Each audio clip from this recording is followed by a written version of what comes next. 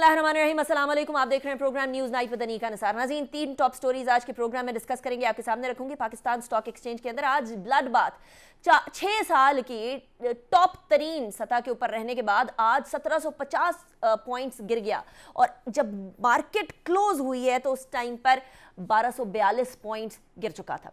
Second top story हमारी होगी, बिजली के बिल जलाने के बाद एक उम्मीद वाबस्ता करने लगे लोग केयर टेकर सेटअप के साथ। केयर टेकर सेटअप 3 बार मुलाकात कर चुका, हल अभी तक कोई नहीं निकला। Last but not the least हम बात करेंगे इंतखाबात के हवाले से ये जो इबाहम पाया जा रहा है, इसको क्या हम किसी तरीके से क्लैरिटी के अंदर तब्दील कर सकते हैं। हमारे साथ जो मेहमानान मौजूद होंगे मैं उनका तारुफ करवा दूं। पहले सेगमेंट में अशफाक तोला साहब हमारे साथ मौजूद होंगे जो कि मईशत के माहिर हैं, पिछली हुकूमत का हिस्सा भी रहे हैं। बहुत शुक्रिया अशफाक तोला साहब, आपने हमें ज्वाइन किया। सेकेंड एंड थर्ड सेगमेंट में हमारे साथ डॉक्टर हमायूं मोहम्मद होंगे, पाकिस्तान तहरीक इंसाफ के रहनुमा। इसके साथ सायरा बानो जीडीए की रहनुमा और कामरान मुर्तजा जेयूआई के रहनुमा हमारे साथ मौजूद होंगे। सबसे पहले टॉपिक की तरफ बढ़ते हैं। अशफाक तोला साहब, केयर टेकर सेटअप, इकोनॉमी गड़बड़ हो गई, इकोनॉमी के मामलात खराब, पाकिस्तान स्टॉक एक्सचेंज के अंदर 6 साल की टॉप तरीन सतह के ऊपर रहने के बाद 49,000 पॉइंट्स के ऊपर रहने के बाद हम आज तकरीबन 45,000 पॉइंट्स के ऊपर गिर गए हैं। इन्वेस्टर का ट्रस्ट खो चुका है। केयर टेकर सेटअप ने कोई कदम उठाने में लेट कर दी है, गड़बड़ किधर हुई है? बिस्मिल्लाहिर्रहमानिर्रहीम। देखिए, केयर टेकर सेटअप को मैं इस चीज़ का मुरद इल्ज़ाम सिर्फ नहीं ठहरा सकता। ये स्पिल ओवर इफेक्ट्स हैं। जो पिछली गवर्नमेंट को मिला उसका एक स्पिल ओवर इफेक्ट पुरानी गवर्नमेंट का था, उससे पीटीआई की गवर्नमेंट का। अब एक combined cumulative spill over effect care taker setup को मिला है। और ये मैं आपको बताता हूँ, 49,000 पॉइंट जब आपने कहा था तो एक रे ऑफ होप थी लोगों को कि डॉलर कंट्रोल में आएगा, आईएमएफ की वजह से जो प्रोग्राम हमारे चल रहे हैं इसकी वजह से हमारी डिफ़ॉल्ट ख़त्म हो जाएगी, रेटिंग इंप्रूव होगी, हमारे लिए सोर्सेज ऑफ फंड शुरू हो जाएंगे। स्टॉक एक्सचेंज के लिए एक पूरा एक प्रपोजल बना था। आपको पता होगा, अब ये खैर तो ये अखबारों में आ गया है कि circular debt, gas circular debt की उन्होंने कहा था जी डिविडेंड के थ्रू हम उसकी सेटलमेंट करेंगे to the extent of 450 billion rupees. तो वो सारी रे ऑफ होप थी जिसकी बुनियाद पे स्टॉक एक्सचेंज ने बड़ा टेक ऑफ किया था और उसके बाद अब नोज डाइव पे आ गई। रीसेंट स्प्री जो है वो इस वजह से हुई है कि जब आप कल आपने मुलाहिदा किया होगा सेनेट की कायमा कमेटी में जिस तरीके से गवर्नर साहब ने कहा, स्टेट बैंक के गवर्नर ने, कि जी हमारे पास कोई और चारा नहीं हो सकता, हम इंटरेस्ट रेट बढ़ाएं। तो आप मुझे अनिका बताएं कि 24% अगर मुझे टी बिल में मिल रहा है तो मुझे क्या ज़रूरत है मैं स्टॉक एक्सचेंज में जाऊं और रिस्कियर इन्वेस्टमेंट, यानी किसी भी तरह के इन्वेस्टमेंट के लिए खुद ही ऐसा माहौल क्रिएट कर दिया कि ना ही जाए। तो देखें, वो ये मैं नहीं कह सकता, उनकी भी एक मजबूरी है। वो उनको देखें, वो अगर कल को फर्ज करें वो ना बताएं और फिर अचानक बढ़ाएंगे तो वो बोलेंगे अच्छा इसका मतलब है they wanted to give some advantage. But अब दिस इज द हाईएस्ट पूरा सेनेट की कायमा कमेटी, उनको तो अगर कोई गलत बयानी नहीं कर सकते ना ये। तो वो ये उन्होंने अभी भी ये नहीं कहा कि हम बढ़ाएंगे, वो ये कह रहे हैं हम बढ़ा सकते हैं। राइट। तो अब जाहिर बात है आज मेरा ख्याल है सेलिंग आई है मार्केट में ठीक ठाक किस्म की, और इसके बाद मेरा ख्याल है अब ये थोड़ा सा और केयरफुली लेके चलना पड़ेगा इनको। कैसे केयरफुली लेकर चलना पड़ेगा तोला साहब? देखें, एक तो आपका इसका इम्पैक्ट आज पड़ गया 1200 और सम पॉइंट से आप एंड में मार्केट की गिरावट आई 1242 point, if I am not wrong. वो एक जो इसका इम्पैक्ट था इसकी जो आपका increase in cut off rate का या पॉलिसी रेट का, वो बढ़ गया। अब वो ख़त्म हो गया, अब सबसाइड हो गया। हो सकता है कि कल एक थोड़ा बहुत और इफेक्ट आएगा, फिर इसके बाद वो ये नीजर इसको हम कहते हैं। अब मुझे लग रहा है आपको कि एक स्टेबल लेवल पे मार्केट आ सकती है, 45-46 के बैंड में रहेगी। और अब डिपेंड करेगा कि अब ये कहाँ लेके जा रहे हैं। दूसरी तरफ डॉलर की आपने बात की, डॉलर में देखें जो 2 चीज़ें आपको पता है कि जी जो फरवरी 22 से जो चीज़ें हमारे ऊपर चल रही हैं, जो मिसट्रस्ट है IMF का, वो मेरा ख्याल है आज तक एक लेगेसी को कैरी हम कर रहे हैं। उन्होंने जो क्लिप किया है इस मरतबा वो एक ही चीज़ की है कि आप ये इंश्योर करेंगे कि मार्केट बेस एक्सचेंज रेट होगा, इंपोर्ट खोल दें।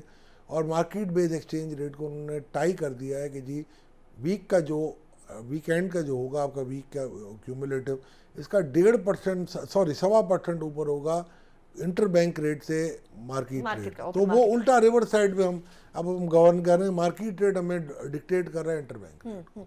तो ऐसी सिचुएशन में तोला साहब फिर तो ये हो गया ना कि ये डॉलर को तो हम अब रोक नहीं सकते क्योंकि ये मार्केट पे चला गया। नहीं, इतना भी वो बीच में तो ये बातें भी हो रही थी कि इसको कंट्रोल कर लें वापस से। नहीं, कंट्रोल नहीं हो सकता। आप IMF के एग्रीमेंट में एक मरतबा आपने वो एग्रीमेंट तोड़ के आपने देख लिया, भुगत आप नहीं भुगत सकते।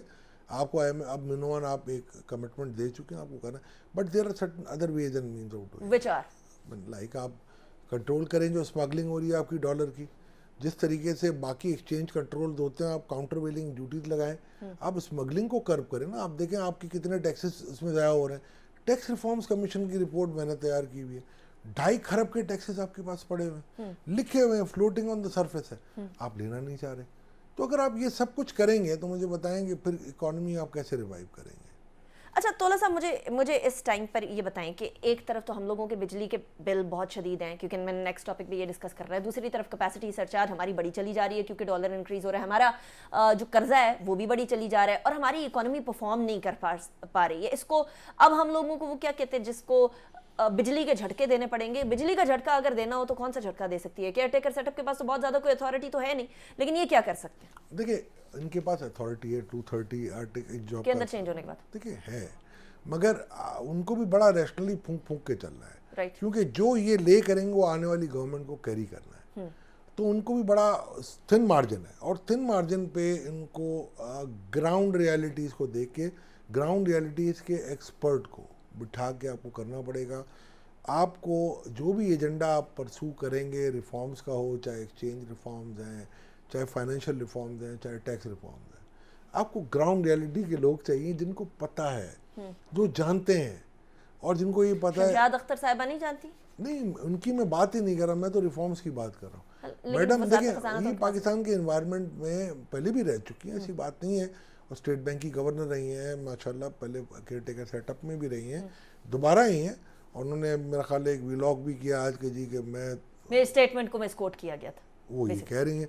मगर अब देखें चैलेंजिंग तो है ना, ये तो आप मान लेना, ये तो मैं नहीं कह सकता ना कि दूध और नहर की जो दूध और शहद की नहरें नहीं बहने वाली, अभी कोई उम्मीद ना रखें। नहीं, उम्मीद तो बिल्कुल अगले 5 साल भी ना रखें। चलें, अशफाक तोला साहब थैंक यू वेरी मच। के बाद वापस आएंगे, उसके बाद इंतखाबात की बात करेंगे।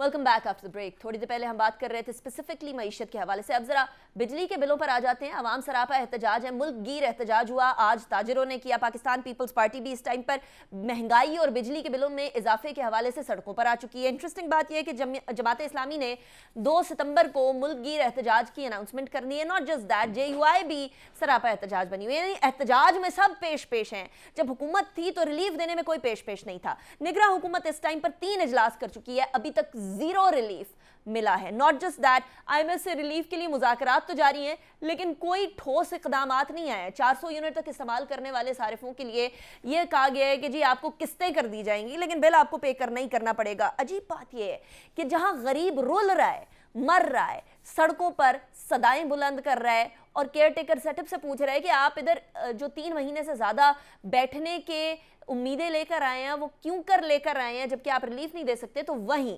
UNDP, यूनाइटेड नेशंस के एक ज़ेली इदारे ने रिपोर्ट दी है, उसके अंदर बड़े वाज़े तौर पर कहा है कि पाकिस्तान के अशराफिया सालाना तकरीबन 17 अरब की मराद हासिल करते हैं, जिसके अंदर ऑब्वियसली बिजली के फ्री यूनिट्स भी हैं। तकरीबन 1,90,000 के करीब यूनिट्स हैं जो कि मुफ्त दिए जाते हैं। अब इसका सवाल किससे किया जाए? सबसे पहले डॉक्टर साहब मुझे बताएं कि आपकी हुकूमत, PTI की हुकूमत, आप लोगों ने महंगाई को एकदम से फ्लड गेट्स उसके खोल दिए। फिर दूसरी हुकूमत आई, हम महंगाई को कम करेंगे, वो भी महंगाई को कम नहीं कर सके। अवाम किसके हाथों के ऊपर अपना लहू तलाश करे? बिस्मिल्लाहिर्रहमानिर्रहीम, शुक्रिया। मैं आपको थोड़ा सा, अगर आप मुझे 1 मिनट देंगी, मैं आपको बेसिक प्रॉब्लम एक बताऊंगा।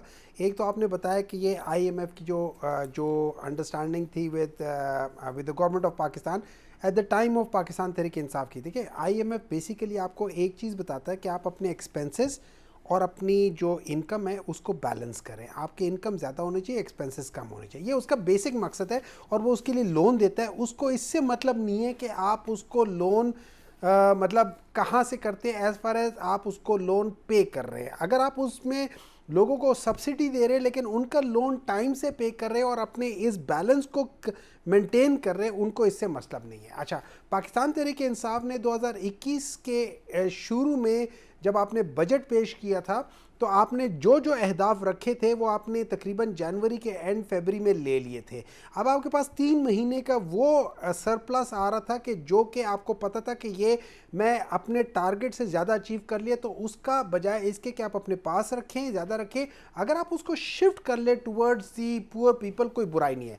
लेकिन जो बेसिक मसला है वो आपके जो बिजली के बिल का जो बेसिक मसला है उसमें जो सबसे बड़ा फैक्टर है वो है कैपेसिटी पेमेंट, और उसका ये है कि अगले साल तक वो चला जाएगा 2000 बिलियन। इसका मतलब ये 2 ट्रिलियन। अच्छा, 2 ट्रिलियन कितना है? 2 ट्रिलियन का मतलब ये है जो आपका डिफेंस बजट और आपका जो ये सिविल गवर्नमेंट का जो बजट है, ये दोनों मिला लें तो ये 2 ट्रिलियन बनते हैं। आप सोचें, आपने जो कैपेसिटी, अच्छा कैपेसिटी पेमेंट्स क्या है? कैपेसिटी पेमेंट का मतलब ये है मैंने एक मशीन लगाई है जो मुझे 600 megawatt. I'm sorry, I guess everybody knows कि कैपेसिटी पेमेंट क्या है, आईपीपीस को जो हम लोगों ने सरचार्ज देना है, लेकिन मसला यहाँ ये है कि कैपेसिटी पेमेंट कंटिन्यूअसली बढ़ रही है, इसमें कोई शक की बात नहीं है, और जैसे जैसे डॉलर की कदर बढ़ती है वैसे वैसे कैपेसिटी सरचार्ज भी बढ़ता चला जाता है। एंड नाउ वी नो कि फ्री मार्केट के अंदर फ्लोट करने के लिए जो डॉलर को वो स्ट्रैटेजी तो थी सारी की सारी पाकिस्तान तहरीक इंसाफ। इससे पहले तक कंट्रोल चल रहा था डॉलर, इससे पहले तक डॉलर की कदर को कंट्रोल किया जाता था, जिसकी वजह से ये कर्ज और capacity payment out of control नहीं हो जाता था। पीटीआई ने तो ये एक आम आवाम के सर के ऊपर ये बम फोड़ दिया और आज तक हम भुगत रहे हैं। आज ये कहा जा रहा है वजारते खजाना की तरफ से भी कि इसको कंट्रोल करने की इजाजत दी जाए। अब वो जिन बोतल से निकल गया, अब कौन डाले इसको वापस बोतल के अंदर? अच्छा देखिए, मैं आपको बताता हूँ, कैपेसिटी पेमेंट के लिहाज से जो पाकिस्तान तहरीक इंसाफ ने किया था, if I am not wrong, उन्होंने जो निगोशिएशंस जितने भी इन कंपनियों के साथ स्टार्ट की थी उन्होंने डॉलर को 148 पे ब्लॉक कर दिया था कि कैपेसिटी पेमेंट्स अगर होंगी, चूंकि उनका मुआहदा को आप चेंज नहीं कर सकते देवर नॉट, तो उसमें यह हुआ था कि डॉलर को उन्होंने कर दिया था कि डॉलर रेट जो मर्जी होगा हम 148 से ऊपर नहीं देंगे। जहां तक मुझे इत्ला है ये चीज़ है। तो उस बेसिस के लिहाज से अगर आप कहते हैं कि आज अगर डॉलर रेट बढ़ रहा है तो उसका इंपैक्ट आएगा, प्रॉब्ली उसका इंपैक्ट नहीं आ रहा। ये बेसिकली इंपैक्ट आ रहा है, it's increasing from 1.8 trillion to 2 trillion. वो उसकी वजह ये है कि आपकी रिक्वायरमेंट बढ़ती जा रही है ना, आपकी रिक्वायरमेंट बढ़ती जा रही है। अच्छा, एक और बहुत बड़ी बात थी, ये बेसिकली ये जितने भी ये आईपीपीस थे दे वर सपोज टू बी कि ये फॉरेन डायरेक्ट इन्वेस्टमेंट है कि जो फॉरेनर्स आते हैं वो यहाँ पे इन्वेस्टमेंट करें, लेकिन मजे की बात ये इसके सारे ओनर्स अभी पाकिस्तानी हैं। राइट। तो ये एक बहुत बड़ा मसला है। अच्छा, एक और चीज़ ये है, मुझे ये बात बताया जाए कि 1994 में और 2002 में और 2006 में 14 सेंट कहाँ से आ गया बिजली का पर यूनिट कॉस्ट, कि आपने उस जमाने में 14 सेंट कर दिया था। ये इस लिहाज से दैट वाज, ये एक बहुत बड़ा पाकिस्तानियों के साथ बहुत बड़ा फ्रॉड होता। अच्छा, आप मुशर्रफ साहब की एक इंटरव्यू सुन लें, उन्होंने कहा था अगर 1 सेंट मैं बढ़ा देता हूं तो ये कंपनियां मुझे अरबों रुपए एज अ किक बैक देने को तैयार हैं। तो जस्ट इमेजिन करें। अब यही सवाल जो है वो आम आवाम पूछेगी कि कौन सी पार्टी ने, कौन सी जमात ने, कौन सी, आप जरूर देखिए इसका तरीका है ना, इसका तरीका है, देखिए इररिस्पेक्टिव इसका एक फैक्ट फाइंडिंग कमेटी बनाएं जो हाई पावर्ड है। अच्छा, इसमें सारे स्टेक होल्डर्स भी बैठे हो, खाली इसमें खाली कमेटियां बन गई, नहीं कमेटियां बन गई, आप इसको बहुत सारे, नहीं देखिए, जैसे शुगर के वो हुआ था ना, उन्होंने जैसे शुगर का आया था, जब शुगर माफिया के ऊपर हाथ डाला गया तो उसकी कमेटी बनी थी, उन्होंने आपको बताया था कि जो फायदा उठा रहे वो शुगर मिल वाले और मिडिल मैन उठा रहा है, क्योंकि वो दरमियान में ही चीजों को लेकर मैनिपुलेट कर रहा है। इसका भी करे और उसको सामने लेकर आए, आपको पता चले कि एक्चुअल गलतियां कहां किसने की है, ताकि हम एटलीस्ट पिन पॉइंट करके उनको या रेक्टिफाई करें या उनको बता सकें। सारा बानो साहिबा, हमारी स्टॉक मार्केट क्रैश कर गई, बिजली के बिल हमारे आसमानों से बात कर रहे हैं, हम लोगों के यहाँ ज़राए माश और ज़राए रोजगार गायब होते चले जा रहे हैं। जो पाकिस्तानी बाहर जा सकता है वो बाहर जा रहा है इस टाइम पर, और केयर टेकर सेटअप बैठा हुआ है, वो अपने दायरे से बाहर रहकर ना बात कर सकता है ना एक्शन ले सकता है। तकरीबन 6 महीने, और ये महंगाई और इंतखाबात का डिले, ये दोनों आपस में एक तरह से जॉइंट है कि ये केयर टेकर सेटअप कोई ऐसा कदम नहीं उठा सकता जो इलेक्टेड गवर्नमेंट उठा सकती है, और इस टाइम पर इकोनॉमी को सीरियस ओवरहॉल की जरूरत है। केयर टेकर सेटअप नहीं कर सकता ये काम, अब क्या करें? अवाम खुदकुशियां कर लें जो कि ऑलरेडी अरूज पे पहुंची हुई? खुदकुशी ऑलरेडी लोग कर रहे हैं, जितना बताया जाता है मीडिया पे उससे कहीं ज्यादा लोगों की इज्जतें नीलाम हो रही हैं। अपने बच्चे वो कह रहे हैं ना कि बेचने के ऊपर लगाए में, और हमारी तो वो कह रहे हैं ना केयर टेकर निगरान वजीर आजम साहब ने कहा है कि मुल्क छोड़कर जा रहे हैं तो क्या हुआ। जैसे 300 लोग उस छोटी सी वो डिंकी बोलते हैं, क्या बोलते हैं उसको, उसमें सवार होके बेचारों मददगार गए थे तो क्या हुआ। तो जब हमारे हुक्मरानों के ये आलम है, अभी मैंने सारी गुफ्तगू सुनी अनिका, अभी सारी गुफ्तगू का मुझे नहीं समझ आ रही कि मैं कहाँ से सिरा पकड़ूं और मैं कहाँ से ये बताऊं। और अगर गलतियों पे गलतियां होती आ रही हैं और हम पिछली हुकूमत पे, उससे पिछली हुकूमत पे इल्जाम दर इल्जाम लगाते जाए, तो फिर वो कहते हैं ना कि इन सारे कसूरवार का इल्जाम जो है वो तो पहला मार्शल था कि ना वो पहला मार्शल था, और उसके बाद जो उनकी बनाई हुई जमहूरियत आई, फिर दूसरा मार्शल आया, फिर उनकी बनाई। अनफॉर्चुनेटली अभी हाल में देख लें तो मुशर्रफ साहब के जमाने में डॉलर तो 60 रुपए पे था ना, उसके बाद तवातुर से इंक्रीज होता गया, और फिर पीटीआई के जमाने में पर लगे, और पिछली हुकूमत ने तो बिल्कुल ही अल्लाह हाफजी कर दी। उनकी अल्लाह हाफजी। अब आप कह रहे हैं कि जरूर ठीक है, मुल्की मईशत के लिए, मुल्की सालमियत के लिए, सब चीजों के लिए जमहूरी हुकूमत, जमहूरियत है कहाँ हमारे मुल्क में? सिर्फ नाम की जमहूरी है, बच्चे जमहूरे हैं, डुगडुगी पे नाचने वाले। जमहूरियत कहीं नहीं है। कौन सी जमहूरियत, मुझे बताइए। अब आप इलेक्शन हल है, इलेक्शन कैसे हल है? आपने पाकिस्तान की सबसे बड़ी जमात को आपने साइड पे किया हुआ है, उसके बाद ये एक दूसरे पे इल्जाम पर इल्जाम की सियासत कर रहे हैं। वो हुकूमत में 16 माह मजे उड़ाने के बाद आज पीपल्स पार्टी सड़कों पर है, एमक्यूएम सड़कों पर है, जेयूआई। मुझे तो समझ नहीं आ रही कि कोई जी होश इंसान इनको बताए, इनको जगाए, इनके कंधे झंझोड़े कि आप लोग हुकूमत में थे, ये फैसले आप कर सकते थे। जरूरी नहीं है कि पहले आप वैसे सायरा बानो साहिबा, आई एग्री विद यू, लेकिन I have to interject over here. यहाँ किसी जमात को साइड पे किसने लगाया? यहाँ तो जमात ने खुद अपने पाँव पे कुल्हाड़े उधार ले लेके मारे। यहाँ किसी ने नहीं बोला था किसी जमात को कि आप जो है वो पंजाब और केपीके की असेंबलियों से बाहर चले जाएं और उनको डिसॉल्व कर दें। किसी ने नहीं कहा था कि आप नेशनल असेंबली से इस्तीफे दे दें। चार जो है मुल्क की अहम जगहों पर उनकी हुकूमत थी, केपीके, पंजाब, जीबी, एजेके, और उसके बाद फिर सोने पे सुहागा ये कि नेशनल असेंबली के अंदर उसके बाद आपने 9 मई कर दिया। तो दीवार से आपने नहीं लगना तो फिर आपने किधर लगना है? आपको कोई कंधों पे उठा के तो नहीं फिराया जा सकता। मैं आपकी बात पर आ रही हूँ। जो डेपुटेशन पे लोग आए हुए थे, नेशनल असेंबली से निकलवाया, और जिस वक्त यहाँ पर ये राना सनाउल्लाह बढ़के मार रहे थे कि वो असेंबली तोड़ो, हम ये असेंबली डिसॉल्व करेंगे, उस वक्त क्या मुक्तदर हल्के सोए हुए थे? उस वक्त हमारी अदलिया एस्टेब्लिशमेंट कोई तो किरदार अदा करता कि ये गढ़ा है कि ये जो 9 महीने जो क्या कहते हैं पंजाब और केपी में आइन और कानून तोड़ के बैठे में, मैं उसकी बात कर रही हूँ। ये तो मैंने एक ऐसे बात कर दी, अब जाहिर है उसकी तफसील में तो अभी मसला ही दूसरा है, मैं अब उसकी तफसील में नहीं जाना चाहूंगी। लेकिन इन जमातों का एहतजाज समझ नहीं आ रहा था।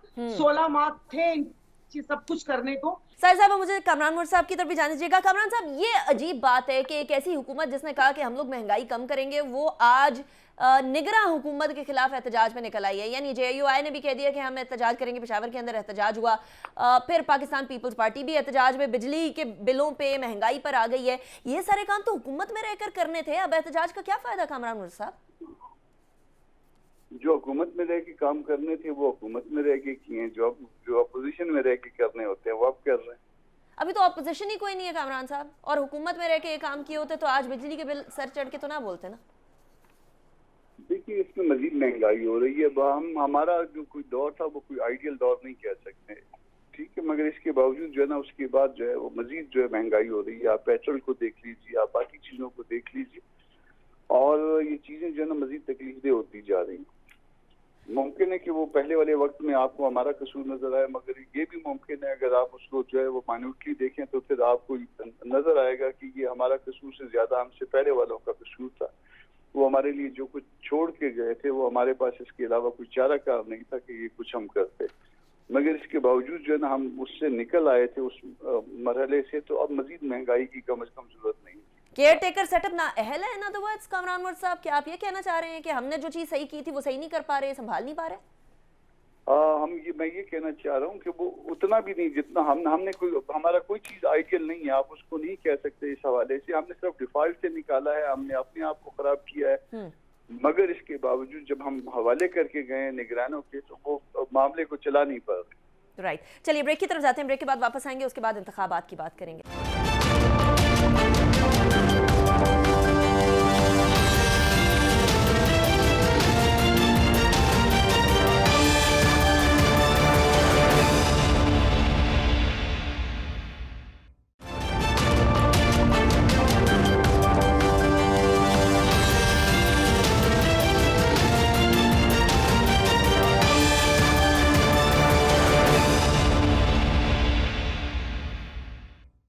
Welcome back after the break. Kamran Murtaza साहब, आपने एक जगह फरमाया कि प्रेसिडेंट साहब इंतखाबात की तारीख देकर सही नहीं कर रहे, यानी उनका काम है तारीख देना।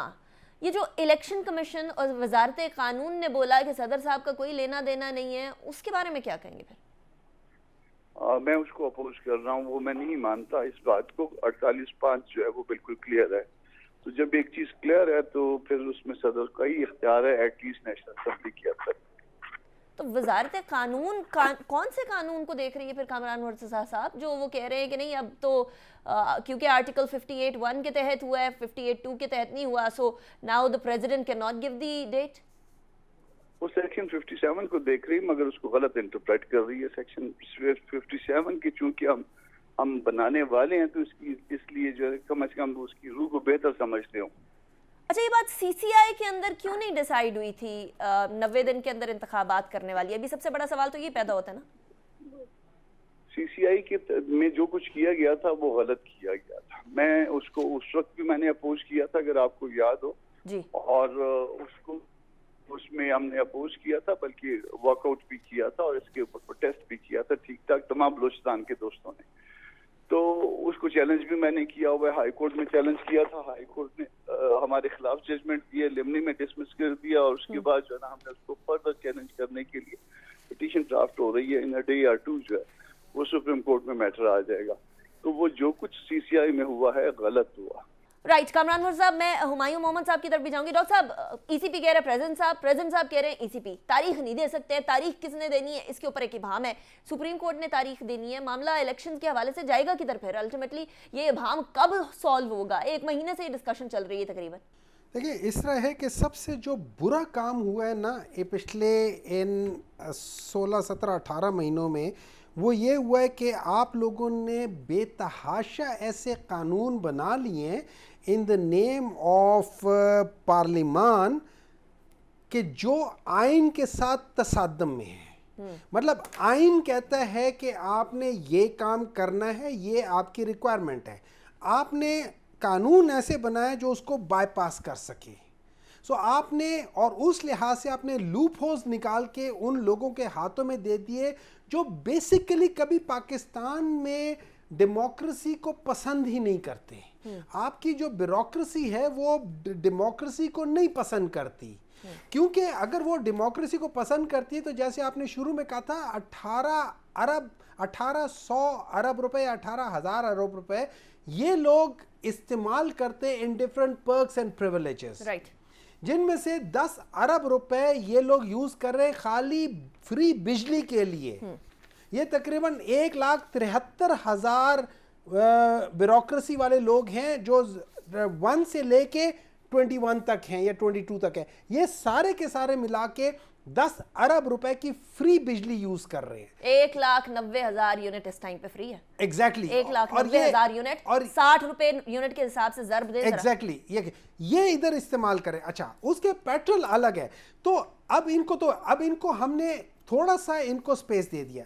दूसरी बात ये, मेरे लिहाज से जो दूसरा बड़ा, जो सबसे बड़ा था, और ख़ास तौर पे अनफॉर्चुनेटली हमारी वो पॉलिटिकल पार्टीज जो कि अपने आप को डेमोक्रेसी के साथ, डेमोक्रेटिक प्रोसेस के साथ लाजिम व मलजूम समझती हैं, उन्होंने आर्टिकल 224(2) की धज्जियाँ उड़ा दी थी। उसमें आपने अपने अभी सवालात में पूछ रही थी, आपने इंट्रो में कहा था कि ये जो लोग पीटीआई वाले थे नहीं, उन्होंने कर दिया। देखिए पीटीआई वालों ने जो इस्तीफा दिए थे वो बेस्ड ऑन कॉन्स्टिट्यूशन दिया था कि कॉन्स्टिट्यूशन कहता है कि अगर आप इस्तीफा दे दो, एक पार्लियामेंट को रिजॉल्व कर दो तो 90 दिन के अंदर अंदर इलेक्शन हो जाएगा। तो लेकिन सीएम का इस्तेहकाम होता है किसी जमात के देखिए ये कायद बात का नहीं इस्तेहकाम होती। एक मिनट उसमें फायदे आ जाती देखिए है। सीएम जो है ना वो एक जमात का होता है, ये मशावरत से होती है, इंडिविजुअल नहीं होती है, मशावरत से होती है, ये पॉलिटिकल डिसीजन होता है। ये पॉलिटिकल डिसीजन था, ये इंडिविजुअल का डिसीजन था, पॉलिटिकल चेयरमैन डिसीजन पीटीआई का डिसीजन नहीं था। अगर इंडिविजुअल क्या सीएम पीटते नहीं रहे कि नहीं रिजॉल्व करें? देखिए वो मशवरा था लेकिन ओवरऑल डिसीजन ये हुआ था कि ये करेंगे। अच्छा ये डिसीजन इंडिविजुअल का था या नहीं, पार्टी ये का? इंडिविजुअल नहीं, पूरी क्या आप पार्टी उस का, डिसीजन के साथ पूरी खड़े थे या पार्टी का था, पूरी पार्टी का क्या आप उस डिसीजन था। डिसीजन के साथ खड़े थे या नहीं पर्सनली? आई टोटली, देखिए बात सुने, मैं 100% जो हमारी पार्टी ने पॉलिसी डिसाइड की मैं उसके साथ खड़ा हूं। अगर वो गलत भी था तो मैं उसके साथ, मतलब गलत था। लेकिन नहीं, एक मिनट है, मैं क्यों कहता हूं कि गलत था? मैं इसलिए कहता हूं कि गलत था कि जो चेयरमैन पीटीआई हैं वो, उनको पता नहीं था कि वो किन दोगलों के साथ वो मिल के बात कर रहे हैं। बंदा शनासाई उनमें बिल्कुल नहीं बंदा शनासी नहीं, यहाँ दोगले हैं, यहाँ मुनाफिकीन हैं। मुनाफिकीन वो लोग होते हैं जिनका दर्जा उस लिहाज से देखा जाए, इस्लाम के लिहाज से, मैं मुनाफिकीन इस्लाम के लिहाज से नहीं बता रहा हूँ, मैं मुनाफिकीन वो बता रहा हूँ जो कहते कुछ है करते कुछ है। मुनाफिकीन जनरली स्पीकिंग वो काफरों से भी गए गुजरे होते हैं। तो जो आपको लेन देन में आपके साथ कहे कुछ और करे कुछ, आप उनको क्या उनके साथ डीलिंग करोगे? ठीक है, अब इंतखाबात, अगर आपने इस मुल्क को स्टेबल करना है और आज स्टेबल करना है, आपने 90 डेज के अंदर इंतखाबात कराने हैं।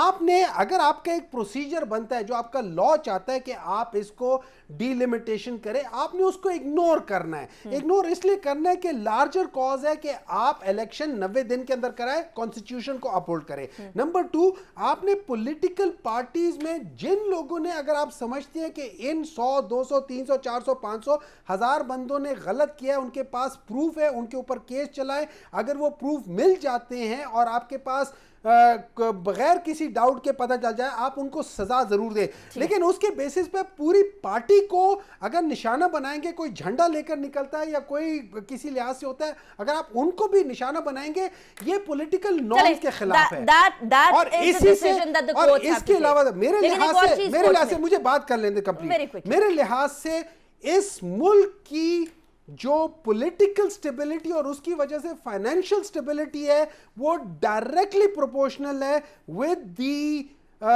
द फेयर और unfair treatment of chairman Pakistan Tehreek Insaf. That is a very very massive statement. वो जो माजी के अंदर, ये पिछले 1 साल के अंदर हुआ है, वो जो पॉलिटिकल इंस्टेबिलिटी लेकर आए पाकिस्तान की इकोनॉमिक स्टेबिलिटी, उसके साथ भी डायरेक्टली नथी थी। लेकिन सायरा बानो साहिबा, इस टाइम पर पाकिस्तान तहरीक इंसाफ, Jamaat Islami, supreme court bar 90 दिन के अंदर इंतखाबात कराने के लिए गई हुई है अदालत के अंदर। अब तो इंटरेस्टिंग बात यह है कि पाकिस्तान पीपल्स पार्टी भी मुतालबा कर रही है कि 90 दिन के अंदर इंतखाबात करें। जब ये सारा मामला चल रहा था, सीसीआई की मीटिंग चल रही थी, तो पाकिस्तान पीपल्स पार्टी जो थी उसके अंदर पेश थी। लेकिन अब सब 90 दिन की बात कर रहे हैं। क्या ऐसी चीज हुई है सायरा बानो साहिबा जो कि एकदम से वो क्या कहते हैं, धड़का लग गया सबको कि कहीं कुछ गड़बड़ ना हो जाए? धड़का तो ऐसा धड़का तो नहीं, लेकिन मुझे जमातों की समझ नहीं आ रही कि जिस वक्त तरमीम हो रही थी कि सदर से इख्तियारात लेके इलेक्शन कमिश्नर को दिए जा रहे थे, सीसीआई की मीटिंग में ये सारा वो हुआ, और उसके असेंबली डिसॉल्व होने के बाद पीपल्स पार्टी के ही लोग डेट हमें बता रहे थे 15 फरवरी कि 15 फरवरी डिसाइड हो गया। फिर मुझे समझ नहीं आ रही है, शायद यहाँ पर सिंध में पकड़ धकड़ शुरू हुई है तो परेशानी शुरू हो गई है कि 90 दिन के लिए इलेक्शन, इसलिए कि पीपल्स पार्टी वैसे भी कंफर्ट जोन में है। वो जो सिंध में एक राज है उनको ये है कि अच्छा हम लोग आसानी से जीत जाएंगे। नून लीग के तो आधे गुजरा ही मुल्क से चले गए हैं, यानी कि अपने मुल्क में चले गए हैं। यहाँ दिहाड़ी पर आए थे बट अपने मुल्क चले गए हैं। तो इलेक्शन कैसे होगा मुझे समझ नहीं आ रही। आपकी क्या कहते हैं, शफाफियत पर उंगली उठाते हैं। मैं तो अभी से उठा रही हूँ, हमारी पार्टी तो अभी से उठा रही है कि शफाफ इलेक्शन होंगे तो इलेक्शन की तरफ जाइए, वरना अगर इसी तरह कोई हंग पार्लियामेंट बनानी है कि कोई इधर की ईंट उधर का रोड़ा, भानुमती ने कुंभा जोड़ा, तो बस फिर रहने ही दीजिए। और अब ये जमातें जो वो कर रही है, सायरा बानो साहिबा, आप लाइव टीवी कह रही हैं फिर रहने ही दीजिए, ये ना हो कि वाकई में रहने ही दी जाए, क्योंकि देखिए अभी इस टाइम पर एक और बात चल रही है, बाज़गश्त चल रही है, अल्लाह करे ये सच ना हो कि इमरजेंसी की तरफ ना चला जाए मामला। अनीका बात सुनिएगा, अब देखिए ना, एक जिम्मेदारी नहीं उठा रहा, एक ने कहा हमारा वजीर आजम होता तो ये होता, दूसरा कह रहा है हमारा तो एक वजीर आजम था, ये जो वाले कहते हैं हम तो फेविकोल थे, इनको जोड़ के बैठे हुए थे। तो इल्जाम किस पर होगा? क्या इनको 10 साल हुकूमत एक पार्टी को दे दी जाए ताकि 5 साल को पिछले का रोना रोती रहे और फिर अगले 5 साल हुकूमत करे? ठीक। ये अब पहले कड़ा एहतसाब, बाकायदा एहतसाब कि आपको सजा, जजा, इंसाफ सब कुछ नजर आना चाहिए। बहुत लूट लिया, अब बैठ के हम आप मल्टीप्लाई करेंगे कि 1 लाख यूनिट को 60 से मल्टीप्लाई कर लो, ब्यूरोक्रेसी खागी, ये खागी, वो खागी, इससे मेरा पेट तो नहीं भरेगा ना, इससे मेरे हल्के में बैठे लोगों को रोटी तो नहीं मिलेगी, उनका बिल तो कोई आके पे नहीं कर देगा। ये बहस में हम पड़े क्यों हुए? आगे हल क्या है? नहीं, कोई मुफ्त का यूनिट ले रहा है और उसके पैसे आएंगे तो कैपेसिटी पेमेंट में जाएगा ना सायरा बानो साहिबा, उससे जो गरीब बंदे के बिल के अंदर इतना बड़ा चंक कैपेसिटी पेमेंट का भी आ जाता है वो कम हो जाएगा, कहीं कहीं से तो रिलीफ मिलेगा ना। आप निकलवा ले, प्ली बार्गेन होता रहे, नैब का इदारा आपने, ये बात आपकी दुरुस्त है, ये बात आपकी 100% दुरुस्त है कि दबा के करप्शन करें, उसके बाद 50 अरब की करप्शन कर लें, उसके बाद जो है 20 अरब दे दे, प्ली बार्गेन हो गया जी। चलिए सायरा बानो साहिबा, thank you very much for joining me in the show. Doctor Humayun Mohammad बहुत शुक्रिया, कामरान मुर्द साहब thank you very much, Ashfaq तोला साहब हमारे साथ मौजूद थे। इसी के साथ अनीका निसार को इजाजत दीजिए इस दुआ के साथ कि माशी, माशरती और सियासी बहरान से पाकिस्तान को निजात मिले और अवाम सुख का सांस ले सकें। अल्लाह हाफिज़।